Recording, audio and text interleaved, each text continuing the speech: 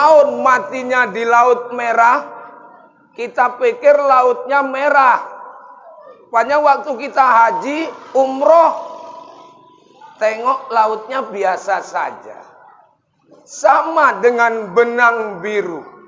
Awak pikir benangnya biru, rupanya disulam menjadi kelambu. Karena untuk apa kau bersumpah?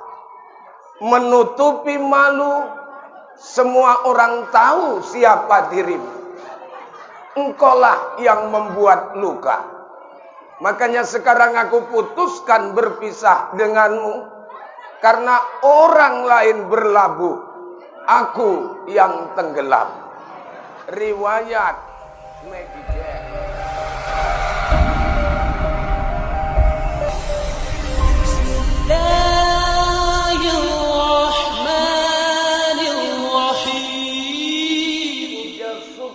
Kehadirat Allah yang telah mencurahkan nikmat dan karunia kepada kita.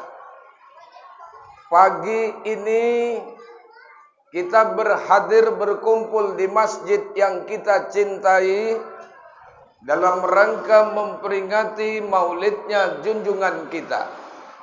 Salawat yang akmal kepada Sang Habibullah, kekasih Allah, Nabi kita Muhammad sallallahu alaihi wasallam. Semoga nanti di akhirat kita semua ini diakui sebagai umatnya, dan insya Allah kita semua mendapatkan syafaat dan pertolongannya. Hadirin, di saat bangsa Arab sedang dilanda degenerasi sosial, dekadensi moral, kebobrokan di bidang moral, perampokan di mana-mana, pembunuhan juga terjadi di mana-mana, pemerkosaan juga ada di mana-mana. Maka pantas waktu itu masyarakat jahiliyah berada pada abad kegelapan. Di saat itulah lahir sang pemimpin umat yang lahirnya seperti matahari yang terbit di pagi hari, yang lahirnya seperti bulan purnama yang muncul di kegelapan malam. Siapa dia? Siapa dia? Dia adalah Nabi kita Muhammad sallallahu alaihi wasallam. Oleh karenanya pantas lahirnya Rasul membawa perubahan. Bangsa Arab tadinya biadab, diantarkan oleh Rasul menjadi bangsa yang beradab. Bangsa Arab tadinya berpecah belah, diantarkan oleh Rasul menjadi bangsa yang bersatu. Bangsa Arab tadinya dirudung benih-benih kemusyrikan, diantarkan oleh Rasul menjadi bangsa yang bertauhid. Gerak dan langkah apa yang dilakukan oleh Rasul dan apa kaitannya dengan kehidupan hari ini? Ini saya akan sampaikan, tidak usah lama-lama, tapi kok tehnya nggak ada di meja, kan ini persoalannya, ya. Masih dibuat. Hadirin, mampunya Rasulullah membawa satu perubahan pada waktu itu yang beliau tanamkan pertama kali adalah persoalan iman. Sesuai dengan tema kita. Iman artinya percaya. Ya, Bu? Bu? Bu? Si ngantuk nampaknya. Iman artinya percaya. Percaya akan keberadaan Allah. Di mana kita semua makhluk ini pada dasarnya kita perlu dan butuh Allah. Itu makanya pantas kalau kita ngaji tauhid, awal mula dibuka kaji itu membicarakan tentang awaludin ma'rifatullah. Awal agama kamu harus kenal dulu sama Allah. Ibu udah kenal belum sama Allah? Ya, Bu? Bu? Belum? Belum kenal, Pak. Nampaknya perlu dikenalkan lagi. Cuman orang-orang tasawuf selalu ngomong, sebelum kenal Allah, kenalilah dirimu dulu. Maka ada kalimat hadis, man arofa nafsa faqad arofa robba. Siapa yang kenal dirinya, dia kenal sama Tuhannya. Nih, hari ini banyak orang yang gak kenal diri. Banyak orang yang gak kenal diri. Bu, saya pernah nanya sama seseorang, Bapak siapa? Dia jawab, saya Pak Sudirman, Pak. Saya jawab, saya nggak nanya nama Bapak.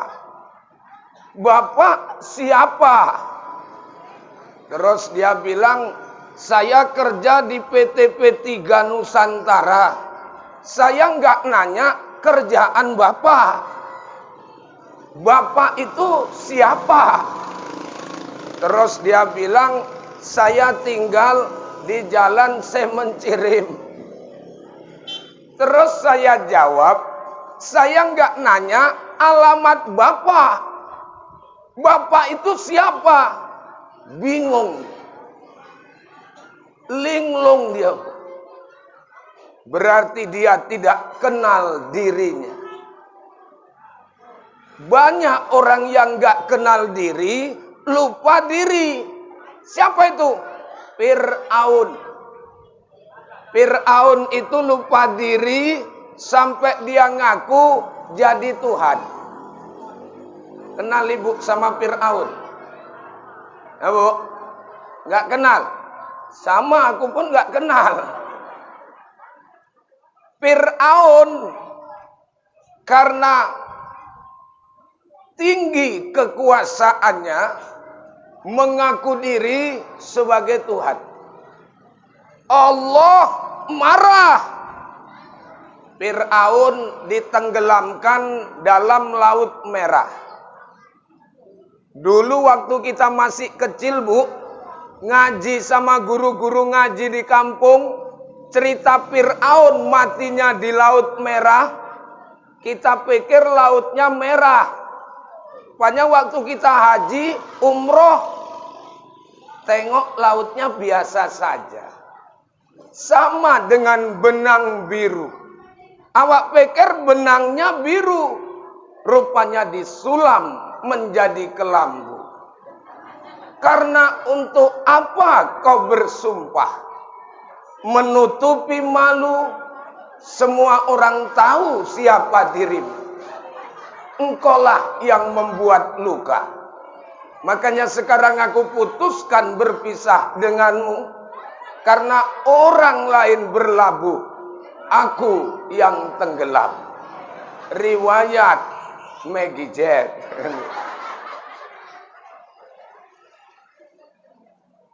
Sebenarnya Bu, bagaimana kita bisa kenal Allah kalau kita nggak kenal diri kita sendiri?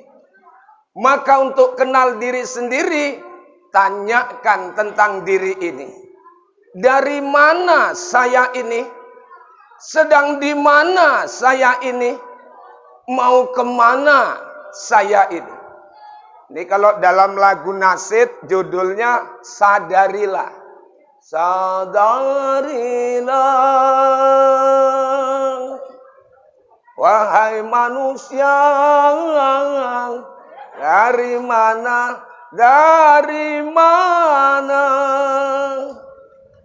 sedang di mana, mau ke mana, sedang di mana, mau ke mana. Lagu nasyid. Ini lagu ini pernah kunyanyikan Pak Kades. Waktu acara pengajian ibu-ibu ulang tahun pakai keyboard. Aku datang habis tausiah, Ustadz nyanyilah. Menyanyikan inilah Bu. Sadarilah. Yang dengarkan ibu-ibu lemes semua. Selesai nyanyi, tambah Ustadz. Hantem lagu Selimut Putih. Bila Ijroil datang memanggil. Yang tua-tua gelongsor semuanya. Gak sanggup dengarkan lagu ini. Karena posisi gelongsor Bu, lagu ketiga. Cinta Satu Malam. Bangkit lagi orang itu rupanya. Luar biasa ini.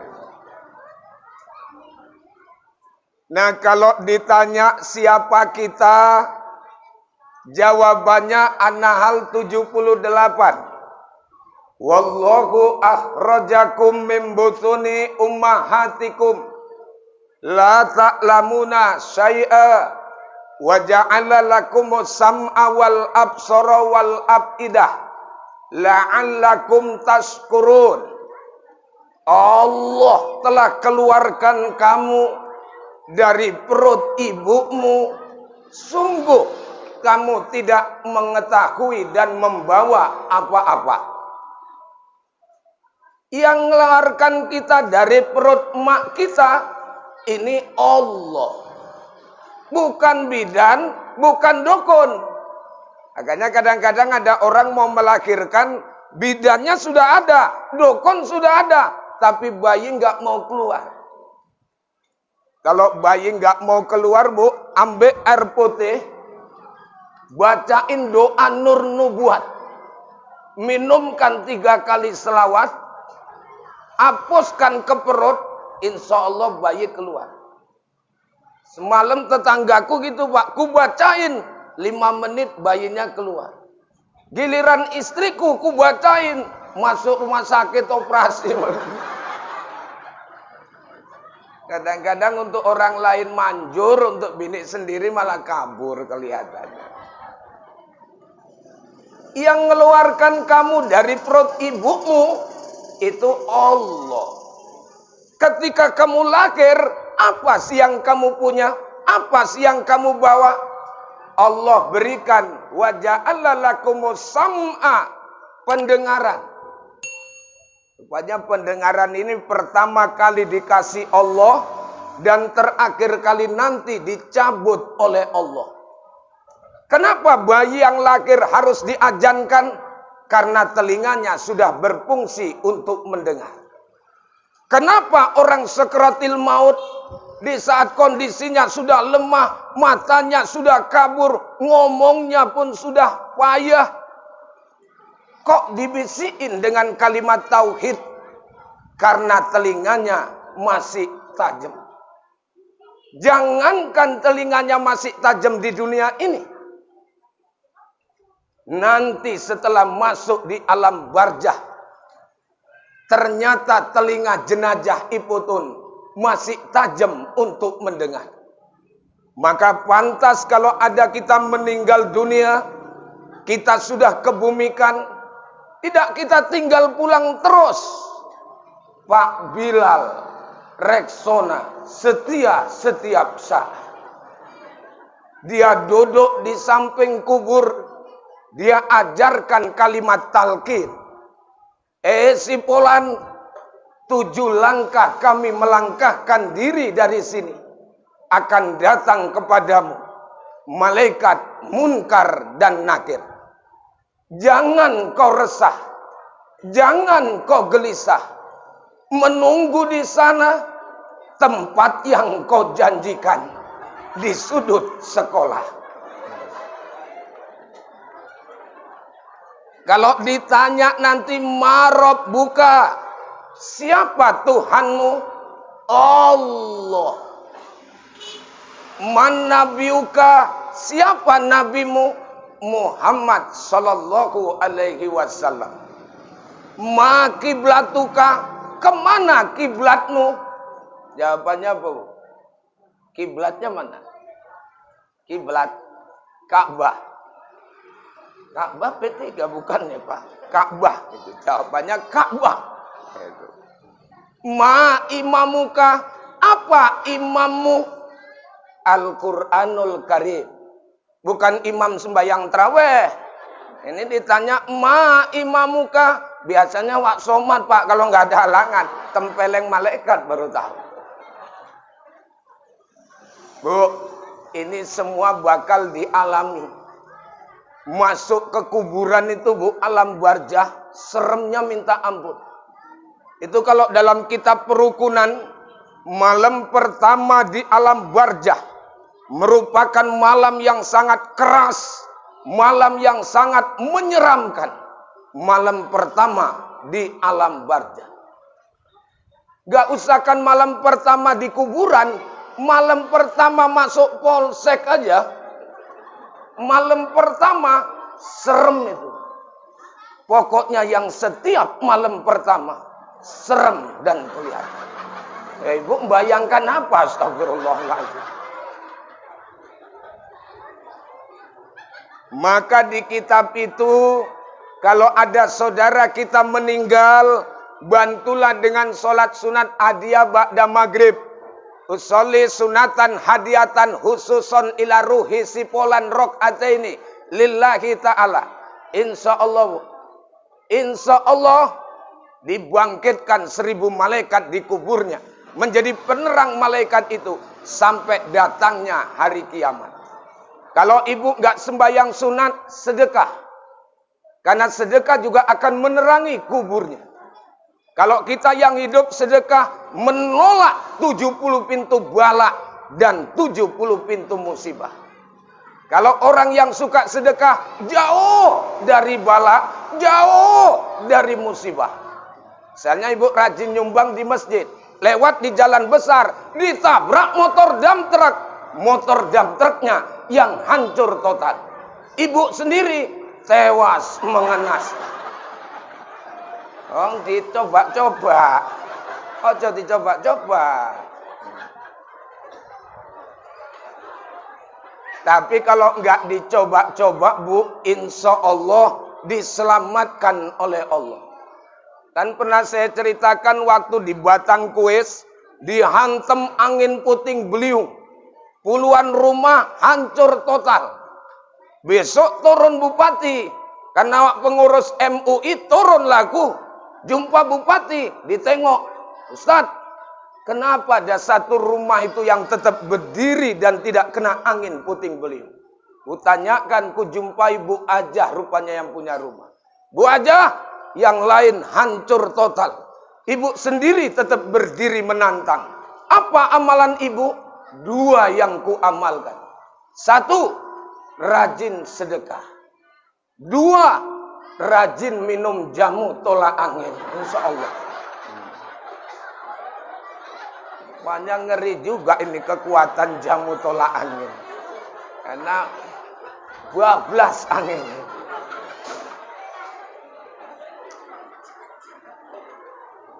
Kenali diri kita ini malu, gak punya apa-apa. Diberikan Allah pendengaran, penglihatan, hati, sehingga kamu bisa jadi orang kamu punya ini, punya itu. Untuk apa semuanya itu? La'allakum tashkurun, supaya kamu pandai bersyukur. Jadi hidup ini modalnya aja, Bu, syukur. Dapat nikmat, syukur. Kena musibah, sabar. Kunci hidup bahagia cuma dua ini. Dapat nikmat, syukur. Kena musibah, sabar. Insya Allah rumah tangga pun bahagia. Ngamalkan dua ini. Misalnya dalam rumah tangga, maaf, istrinya cantik, suaminya jelek. Misalnya, suaminya ngomong, "Dek, aku bersyukur kepada Allah. Dapat kau cantik, Dek." Istrinya jawab, "Bang, aku bersabar kepada Allah." Dapat kau agak rontok tengok. Tapi kalau diamalkan syukur sabar, aman. Ini kuncinya. Sedang di mana kita ini? Kita ini di dunia, Bu, nggak lama-lama. Umur Nabi 63, umur kita semuanya merujuk umur Nabi. Saya sekarang 50 tahun, 13 tahun lagi. Ibu ada yang 63 tahun lagi. Yang serem 62 tahun 11 bulan. Berarti sebulan lagi. Jadi hidup di dunia ini apa yang kita cari? Banyak beramal. Lakukan kebaikan, itulah sangu kita nanti menuju akhirat. Mau kemana kita ini? Semua kita ini bakal mati. Bakal mati, kita cuma nunggu giliran. Kadang-kadang ibu duluan, saya belakangan. Atau dibalik, saya belakangan, ibu duluan. Begitulah menyangkut tentang persoalan mati. Nah, kalau sudah kenal diri, kenal Allah. Kalau sudah kenal Allah, bibir ini akan selalu basah menyebut sang kekasih. Itulah Allah. Itu makanya latihannya di wirid. Wirid ini kan ada zikir ya, Bu. Bu, bapak-bapak pun wirid juga ada zikir. Mak, zikirnya bapak-bapak agak serem. Komandannya baca Abdul Zikri fa'lam annahu la ilaha illallah. Rame-rame jawab. La ilaha illallah. Macam harimau ngaum. Begitu zikir ketiga, la ilaha illallah. Zikirnya pun macam naik kereta, masuk gigi satu, kerpa. La ilaha illallah, la ilaha illallah. Komandannya nggak baca, Bu, nengokin aja. Suasana memanas, masuk dua, kerpa. La ilallah, la ilaha illallah. Makin serem masuk tiga, kerpa. La ilahnya pun hilang, tinggal loh. Tapi kalau ibu-ibu perwiritan bagus ini. Saya kan suka ngisi di wirid tembung Deli Serdang Medan, jamaah kita wirid ada sekitar 45 jamaah ini, Pak. Ini kalau wirid ibu-ibu siang. Mau wirid mandi dulu. Pakai makeup. Gincunya pun bimoli, bibir molor 5 inci, agak tebal-tebal gincunya. Itu komandannya pun baca, ada mental-mentalnya itu. Abadalu dzikri fa'lam annahu la ilaha illallah. Ibu-ibu tadi yang gincunya tebal-tebal jawabnya hati-hati. Karena kalau dijawab rusak gincu. Pasal bibirnya agak jontor sih. La ilaha illallah hayyun mawjud. La ilaha illallah hayyun maksud. Kalau ibu-ibu nadanya aja beda. La ilaha illallah, la ilaha illallah. Makin ke ujung berubah nada. La ilaha illallah, la ilaha illallah, la ilaha illallah. Tapi nggak apa-apalah Bu, supaya ibu tahu, berkat ibu wirid, ngucapkan zikir, itulah menyebabkan kiamat nggak jadi turun. Rupanya kiamat ini sebenarnya udah mau diturunkan ini Bu. Lagi pula Allah nengok kita pun udah nggak sur sebenarnya udah nggak sur ini. Karena kita ini suka bikin kerusakan. Kan gitu ya? Kena apalah hutan bakau, tomboy kok neng cerak laut, dasar pantai. Apa itu maksudnya? Supaya nek tsunami, air laut itu nendang hutan bakau, kesempatan manusia untuk menyelamatkan diri lebih panjang. Itulah manajemennya Allah. Tapi hari ini manusia jahat demi kepentingan. Hutan bakau dibabat habis. Dibikin restoran, tempat penginapan. Yang nginap surat nikahnya ketinggalan. Allah marah. Selesai. Ya kan Bu? Bu, alhamdulillah. Rupanya kiamat ini nggak turun karena 3 ini. Pertama, masih banyaknya orang yang menyebut Allah. Yang kedua, masih banyaknya bayi-bayi yang menyusu sama ibunya. Bayi yang nyusu sama ibunya, murka Allah reda. Maka perbanyaklah bayi. Karena itu meredakan murkanya Allah. Yang ketiga Pak, banyaknya orang tua yang malam masih sujud kepada Allah. Itu mereda murkanya Allah. Kiamat nggak turun. Bayi nyusu, orang tua sujud. Orang tua sujud. Bayi nyusu. Bayi nyusu. Orang tua sujud. Astagfirullahaladzim. Nyusu. Ini meredakan murkanya Allah. Jadi insya Allah orang yang sudah kenal pasti dia selalu menyebut namanya. Maka rajin-rajinlah berzikir. Apalagi zikir ini Bu bisa menyucikan hati. Kita ini Bu kalau penyakit johir kita selalu open. Tapi kalau penyakit batin kita nggak open. Padahal bukan penyakit johir yang menyebabkan masuk neraka. Tapi penyakit batinlah yang menyebabkan kita masuk ke neraka. Nggak ada penduduk neraka ditanya, kenapa kau masuk neraka? Dulu saya kena ginjal. Enggak. Kenapa kamu masuk neraka? Dulu saya kena stroke. Tidak. Tapi yang menyebabkan dia masuk neraka, dulu saya sombong. Sombong. Bu, sombong. Ini yang bau saya apa yang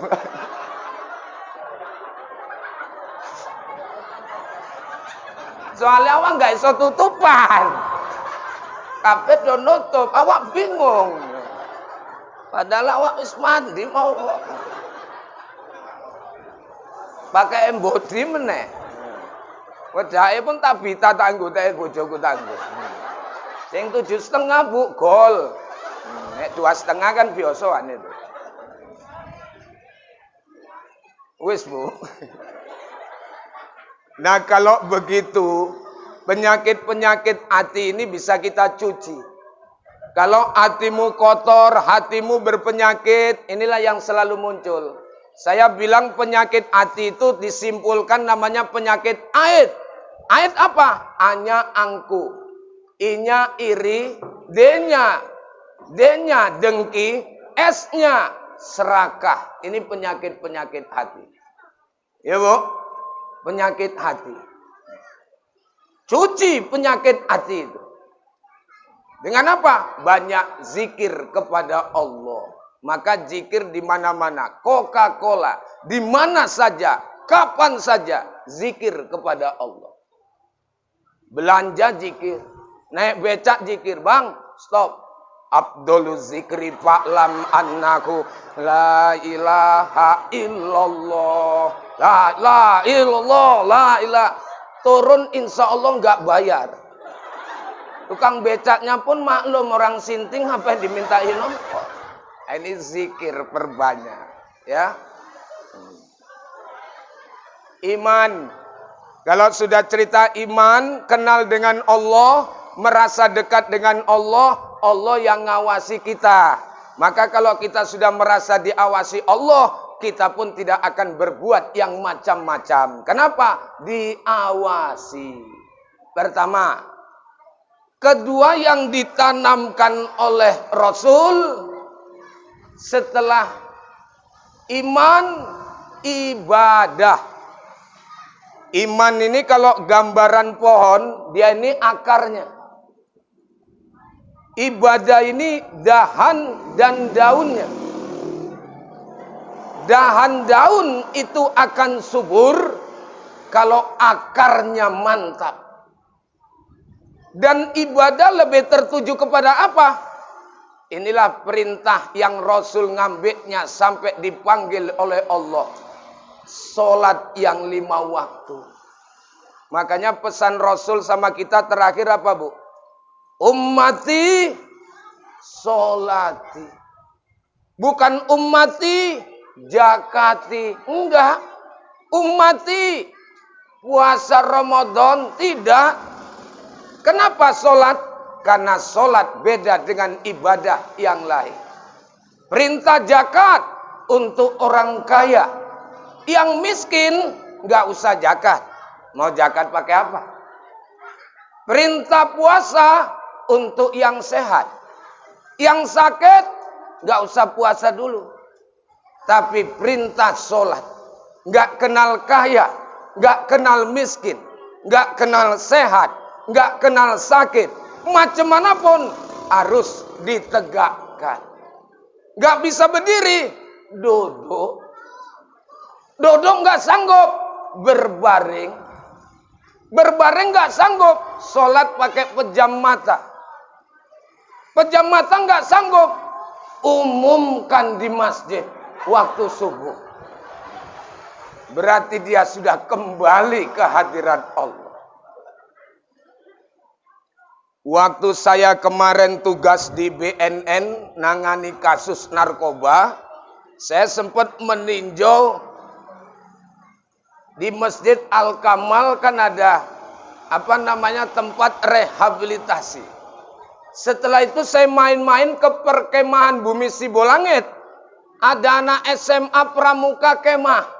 Rupanya ada yang kenal, manggil saya nanya, "Ustadz, saya kan kemah seminggu di sini.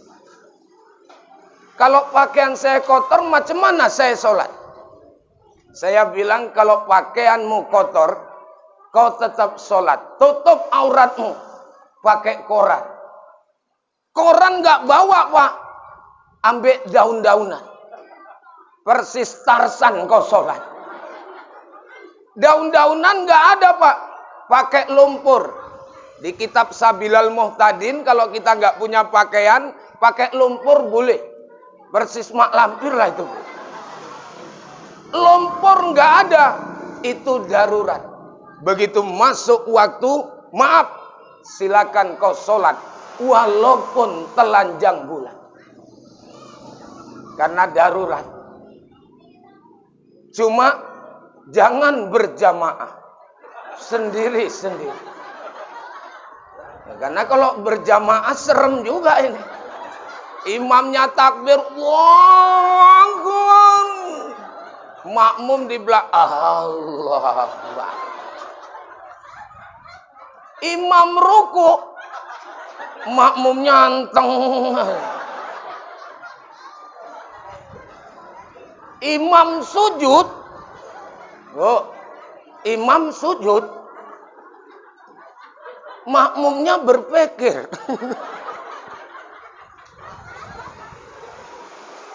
Wah, ada jam dende kan lebih serem. Tapi ini maksudnya Pak, macam manapun situasinya, sholat harus ditegakkan. Makanya ada hadis Nabi, innamas sholata fiddin kama salirro'si fil jasad. Perumpamaan sholat dalam agama seperti kepala dalam badan ini.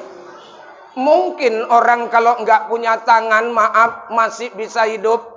Orang nggak punya kaki, mungkin masih bisa hidup. Tapi kalau orang sudah nggak punya kepala, kira-kira bisa hidup nggak, Bu?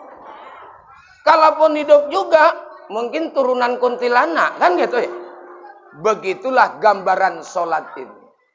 Itu makanya di kitab Tambihul Khofilin, orang Majusi nanya sama Rasul, ya Muhammad, apa sih hikmahnya sholat 5 waktu yang dibebankan kepada umatmu?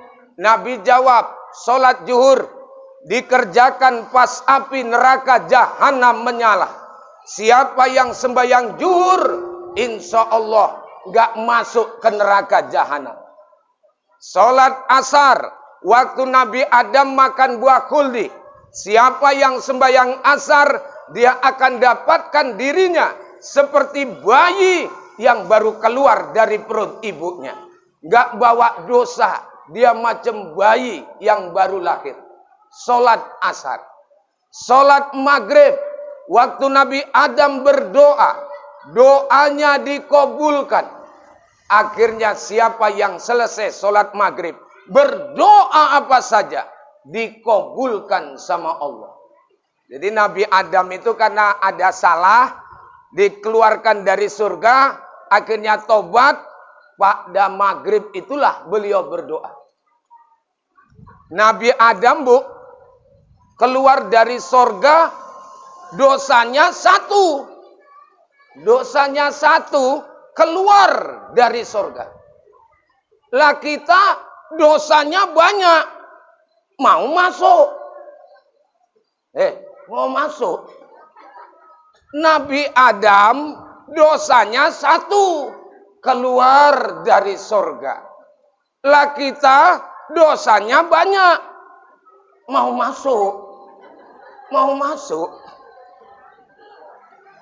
Tapi insya Allah umatnya Nabi Muhammad dikasih kemuliaan dibandingkan Nabi Adam, Bu. Nabi Adam bikin salah, lepas pakaiannya. Nabi Adam makan buah khuldi, bikin salah, lepas pakaian. Ini kan ada dulu di sinetron, kan ada itu, Bu. Di Indonesia, judulnya Adam Hawa. Saya dulu ditawari juga, suruh main. Saya nggak mau. Terakhir Anjasmara yang memainkannya. Posisinya kan telanjang itu, makan buah telanjang. Itulah yang disebut dengan istilah Nabi Adam doa. Jadi ibu-ibu, bapak kalau doa maghrib minta, ya Allah, tetangga sudah punya apanja baru ya. Aku belum ya Allah. Kapan ya Allah? Kutunggulah jawabanmu. Insya Allah nggak lama, insya Allah dikabulkan. Ya Bu, anak-anak kita belum berumah tangga, carikan jodoh. Ba'da maghrib, ya Allah, anakku belum ada jodohnya ya. Datangkan kepadanya ya Allah, seorang pemuda. Walaupun tampangnya macam boneng ya Allah, pokoknya doa lah, insya Allah dikabulkan. Sholat Isya dikerjakan malam. Fungsinya nerangin kubur. Siapa yang sholat Isya, kuburan kita terang nanti. Bu, yang sholat Isya, kuburannya terang. Itu makanya kalau kita lewat kuburan, baca doa la ilaha illallah wahdahu la syarikalah lahul mulku walahul hamdu yuhyi wa yumit wa huwa hayyun daimun la yamut biadihil khair wa huwa ala kulli syai'in qadir. Lewat kuburan baca itu, seluruh kuburan nih Pak langsung hidup macam PLN terang lampu. Mayat-mayat sampai bangun semuanya. Sambil bertanya satu dengan yang lain. Kenapa kuburan kita terang? Siapa yang lewat? Tengok. Ustadz Ngatman Ajis rupanya yang terang. Pantas terang dia baca doa. Datang mayat sebelah ngomong, kemarin gelap ya bang? Gentogel lewat tuh nggak baca doa. Gentogel pula lewat. Nah, jadi baca doa. Makanya ibu kalau ziarah masuk kubur pakai salam nggak bu? Assalamualaikum ya ahlal kubur, minal mu'minina wal mu'minat, wal muslimina wal muslimat, wa inna insyaallah bikum lahikun. Salam sejahtera wahai penduduk kubur. Rupanya salam kita itu dijawab oleh penduduk kubur, tapi nggak kedengaran. Itu makanya kalau dalam ilmu syariat ada dua salam yang nggak perlu jawaban. Salam masuk kubur, salam waktu kita selesai sholat. Nggak perlu dijawab. Macam masuk kuburan pun nggak perlu jawaban. Memang kita pun nggak membutuhkan jawaban. Sempat dijawab ya serem juga ya bu. Assalamualaikum ya ahlal kubur. Langsung jawab. Waalaikumsalam. Waalaikum. Nggak jadi ziarah kita. Salam sholat pun gitu. Imam salam, makmum ngikut aja, nggak usah jawab. Assalamualaikum warahmatullah. Makmum nggak usah di belakang. Waalaikumsalam, waalaikum nggak usah. Jawab salam juga. Gitu. Ini dua salam yang nggak perlu jawaban. Tapi insya Allah ini di pesantren ada qiraatil Quran. Ada ya, membaca Al-Quran. Gak usah cerita tahfiz dulu lah. Baca aja dulu. Karena ibu kalau mau ngapal Quran misalnya, baca aja ayat-ayat pendek. Ibu ngamalkan waqiah, baca aja. Lama-lama hafal dulu. Gak usah niat ibu menghafal, gak bisa. Apalagi ibu suruh ngapal, baca aja salah. Disuruh baca ya Bani Israel, dibaca ya bininya Sirail. Diajari niat puasa pun nawaitu sama hodin an adain pardusari Ramadana hajihi sanatil lillahi ta'ala. Malah ibu-ibu ini baca nawaitu sama hodin an adain pardusari Maradona hajihi sana aja tengoklah. Tapi kalau anak-anak muda macam ini bu ngapal jago. Anak-anakku TK ada 100 orang itu ngapal ayat kursi satu hari hafal. Kenapa dia cepat hafal? Karena anak-anak TK kan nggak bayar angsuran. Nah, artinya dia nggak mikir-mikirkan yang lain. Nah, kalau ibu-ibu kan banyak pikiran. Nah, maka baca aja bu, baca aja surat itu. Nggak usah istilahnya dikondisikan dihafal. Lama-lama hafal. Anak-anak ini insya Allah saya ceritakan di kitab Durroh itu. Ada 3 golongan nanti mati, jasadnya ini nggak busuk, nggak bau. Jasadnya utuh. Ini kejadian waktu saya diundang di Bank Mandiri Imam Bonjol. Pimpinannya baru pulang dari Jakarta, Pak. Rupanya di Tanah Koser, Jakarta, ada 2 orang meninggal dunia. Mayat A, mayat B. Lobang pun digali, lobang A, lobang B. Mayat A berangkat duluan. Aturannya kan ditaruh di lobang A, malah ditaruh di lobang B. Sudah 1 jam dikubur, mayat B berangkat. Tengok lokasi, udah ditempati. Nah, inilah heran kita ini, Bu. Udah mati aja rebutan lobang orang. Pantes masih hidup rebutan tanah PTP. Kan gitu. Aku jokok juga. Tanduri melon rapopola. Udah bu. Kata jenazah mayat ya sudahlah bang, namanya sudah kadung, taruh aja lah ke lubang B. Ke lubang A. Kata keluarga mayat B, gak bisa, ini lubang siapa? Ya namanya udah ketukar, tidak bisa, ini lubang siapa? Sedangkan Epitamala ini nanya, ini rambut siapa? Terakhir gak mau, 1 jam dibongkar bu. Mayat A dibongkar bu, bukan lagi tidur ngadep kiblat. Mayatnya dalam keadaan duduk, kepalanya terpecah jadi 2 bagian, isi perutnya keluar semua. Permainan 1 jam di alam barzah. Kalau ibu nggak percaya, silakan ngetes. 1 jam. Inilah pentingnya bu, kalau kita sholat. Fil alamina innaka hamidum majid. Suruh baca doa. Di kitab Sabilal Muhtadin, di karang Tuan Arsad Al-Banjari, ada hadis Rasul untuk kita berdoa. Apa doanya? Allahumma inni a'udzubika minal khubsi wal khaba'is. Nah, itu ini arak nang WC. Astagfirullah. Ini doa selamat dari azab kubur. Ya, Bu? Allahumma inni a'udzubika min azabin nari wa min azabil qabri wa min fitnatil mahya wal mamati wa min fitnatil masihid dajjal. Baru salam. Iki doa iki dibaca, Bu. Insyaallah kuburan kita engko kita jauh dari siksa kubur. Ya, Bu. Apal kan, Bu? Apal, Bu? Nah, sing urung apal nanti salat zuhur, fil alamina innaka hamidum majid.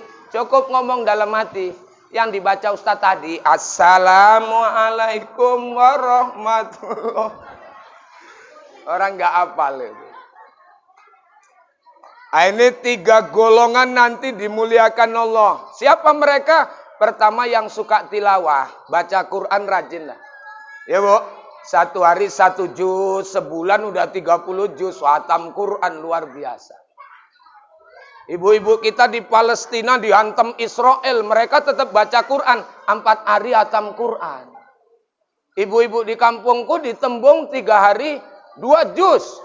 Juz timun sama juz kueni, halas, astagfirullah. Enggak dibuka Quran malah bikin juz saja. Yang kedua ini pertahankan orang yang suka azan di masjid. Ngundang orang sholat. Itu mati nanti jasad dimuliakan Allah. Nah, kalau bisa azannya itu yang bisa menyentuh ya, Bu. Supaya orang mau datang. Allahu Akbar, Allahu Akbar. Allahu Akbar,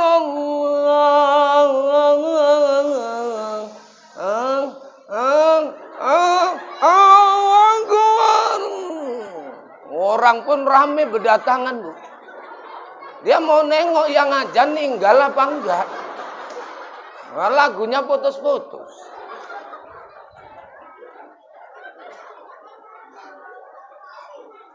Memang azan ini berpengaruh sama yang datang. Ada yang takbiran lah. Kalau pakai lagu kan sedih kita, Bu. Allahu Akbar. Allahu Akbar. Ibu pun malam takbir jam 2 kan belum tidur. Masih masak lontong. Teringat dosa-dosa, sedih. Terutama sama suami. Suaminya pas tidur. Bang, bangun bang. Suaminya pun terbangun. Mau ngapain sih hari raya? Astagfirullah. Maaf ini, Bu. Saya kasih tahu hukumnya menurut fikih. Nek malam takbir melakukan hubungan suami istri. Makruh hukumnya, Pak. Bu, makruh. Bu, makruh. Engko nek dadi anak iku kekurangan. Maaf ya, anak iku akale enggak sehat, fisiknya enggak sehat, malam takbir. Jadi enggak usah dulu lah. Ya, malam takbir. Lagi pula kan enggak etis ya, Pak. Orang takbiran di masjid, mukuli beduk. Lah dia entah mukuli apa-apa saja kan gitu ya. Nah, inilah kondisi kan itu, Pak.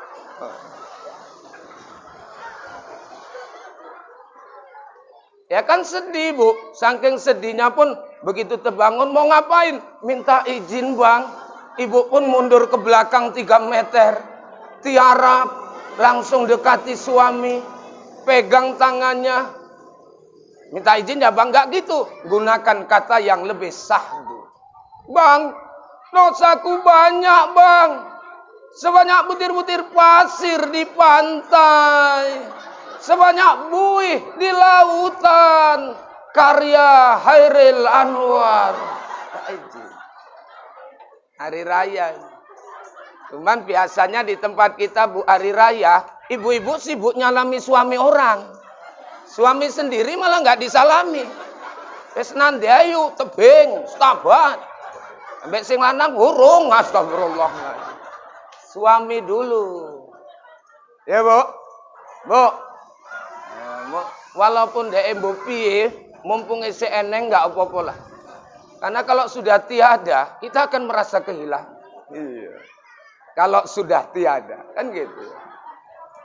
Sholat subuh, sholat disaksikan para malaikat. Orang yang sholat subuh, 2 malaikat aplusan menyaksikannya.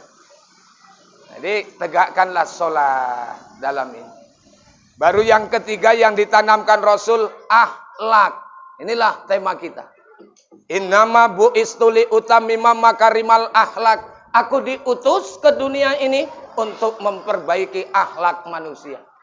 Akhlaknya nggak usah ado-ado, kita bangun dari rumah tangga kita. Bagaimana rumah tangga kita? Udah sakinah, mawaddah, warahmah. Cemana cara ngujudkan sakinah? Pertama, understanding, saling pengertian lah suami istri. Pengertianmu. Malam aku pulang ceramah dari Labuan Batu Utara sampai rumah jam 4 pagi. Kepengen teh manis, istriku ngantuk-ngantuk, ku bikin sendiri. Pengertian. Maunya ibu pun gitu juga lah, mau bikin kolak pisang, butuh kelapa, suami sibuk, manjat sendiri kenapa? Pengertian itu man. Pengertian.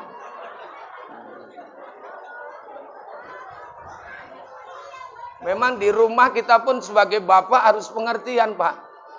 Jangan ibu terus, kasihan juga dia kerja terus. 24 jam lo kerja. Saja aja semalam, Bu, waktu hari Sabtu semalam ini, ku tengok gelas kotor semua. Biniku duduk, oh kecapean ini. Anak gadisku duduk di sebelah. Bukannya dia yang nyuci. Ku tunjukkan, Bu, karena ayah sebagai teladan. Ku cuci sama aku. Malah anakku bawa gelas 2 biji. Ya tambahan kan, astagfirullah.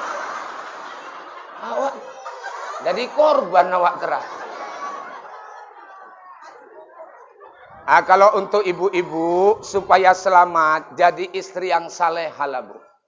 Karena istri yang salehah ini mahal. Kata Bang Roma, setiap keindahan yang tampak oleh mata. Rapnya sing sedep memang. Hanya istri yang beriman bisa dijadikan teman dalam tiap kesusahan, selalu jadi hiburan. Memang istri yang salehah ini hiburan betul. Suaminya pulang lemes, dikosok-kosoknya. Suaminya pulang, lu Bang, kok merengut aja sih Bang? Kok nggak tahu deh, dagangan kita tumpur. Istri yang saleh sabar Bang. Hari ini abang tumpur, besok adik doakan untung abang. Istri yang saleh. Kalau nggak salehah, loh kok merengut aja Bang? Kok nggak tahu deh, dagangan kita tumpur. Langsung istrinya jawab, emang suami pahuk kau suruh dagang aja nggak pandai. Dipauk-paukkan suaminya. Bu, hormati suami kalau mau masuk surga. Nggak usah dibahas suaminya macam mana, yang penting hormati. Asal jumpa hormat kepada suami, hormat, gerak. Bukan gitu. Kata-kata kita itu jangan terlalu keras di bawah suami. Kalau dipanggil hormati suami. Dek, bikin teh manis. Sabar ketua. Dek, bikin teh manis. Sabar bang. Dek, teh manis. Sabar sayang. Kalimat-kalimat itu butuh sama suami. Karena suami ini kalau dihormati, capeknya hilang. Bu. Dan dia tidak akan kelain hati. Insya Allah. Insya Allah. Tapi ini awak pulang, rambut pun awut-awutan. Roke koyak pula, astagfirullahaladzim. Ini enggak wanita saleh, wanita yang salah ini namanya.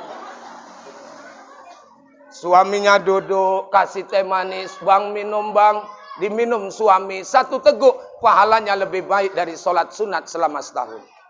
Jadi ibu, nenek suami, enggak usahlah ibu banyak-banyak sembahyang sunat. Ngelayani suami ku ibadah. Ini kadang-kadang ditinggal baca Quran. Terakhir wes tutup, lo lihat nangis bu nanti. Nah, jangan gitu. Mumpung ada suami layani, itu ibadah ibu. Kalau enggak ada mau baca Quran, mau sholat sunat, terserah. Kalau ada, layani. Minum bang, teh manis bang. Ini. 1 teguk pahalanya sama dengan ibadah 1 tahun. Makanya kalau ngasih, duduk bu. Ngomong, bang, tegukannya banyak ya bang? Nah, suaminya minum. Habis bang, bikinkan lagi, sorongkan lah. Untuk memperbanyak pahala. Insya Allah seminggu kena kencing manis itu suami kita, insya Allah. Ini aja dibina. Wis ngono lahir ke anak. Nah, anak iki dijogo amanah. Ini tengok remaja-remaja kalau kayak gini, Bu. Adik-adik kita ini. Ini orang tuanya pun senang ini. Awak pikir begitu datang tadi, iki wong torikot tekon deh kan gitu Pak Saryadi.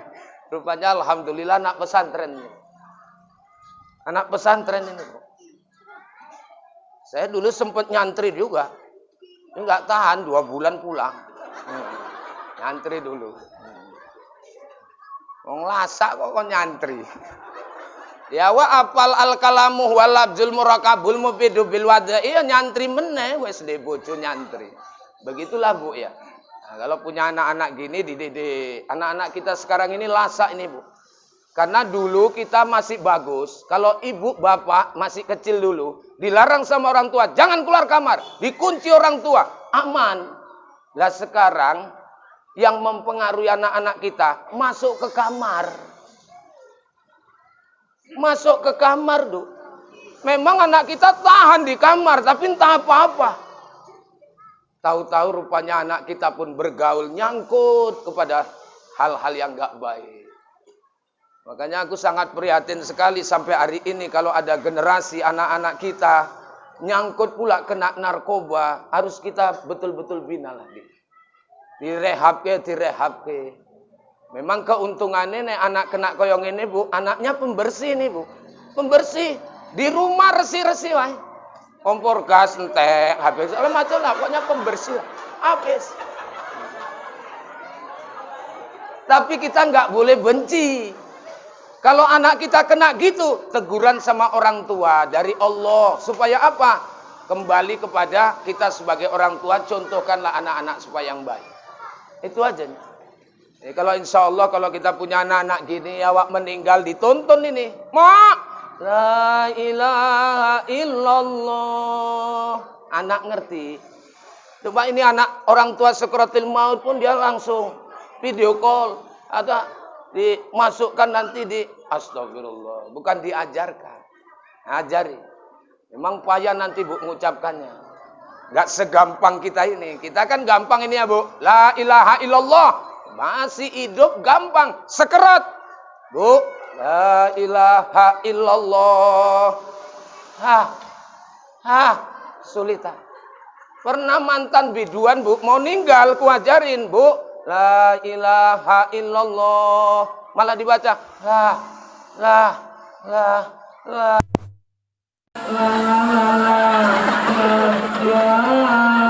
Apapun jangan jadi kontak lah Bu. Langsung ku sambut. Imam S.A. itu tadi ya. Jadi kalau begitu komitmenkan ke agama. Perilaku kita, akhlak ini dicontoh. Sebagai istri harus bagaimana ya Bu. Sebagai suami pun kita jangan terlalu arogan. Sayangi istri, cintai istri. Kalau ada apa-apa, layani istri kita dengan baik. Bantu dia. Mau jangan bonceng. Kan gitu ya Bu. masih pacaran bonceng, jangan lupa dewi kan iso, jangan gitu, kesetiaan diwujudkan. Waktu pacaran dulu naik sepeda bu boncengan, capek bang. Suami kita pun bilang, jangankan naik sepeda seperti ini, lautan akan kudaki. Lautan kuseberangi sampai mundur-mundur ini. Begitu wis dadi bojo anak papat naik sepeda, bebang, capek bang. Matamu itu lah kalimat-kalimat seperti ini jangan nyampe hal-hal yang kasar. Itulah cerminan akhlak. Jadi ini yang diajarkan Nabi, yuk pelan-pelan kita amalkan dalam kehidupan rumah tangga kita. Ini saja kajian kita, insya Allah.